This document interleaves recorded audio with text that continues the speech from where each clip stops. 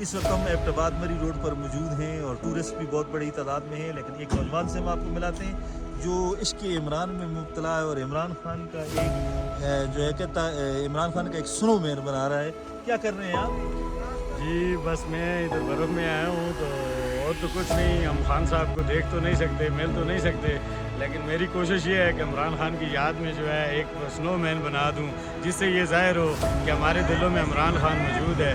और इस मैसेज से हम ये ज़ाहिर करना चाहते हैं कि इमरान खान कल भी था, आज भी है और आने वाले बिल्कुल दिनों में आप बनाएं, हम आपको नाजरीन को साथ साथ दिखा भी रहे हैं।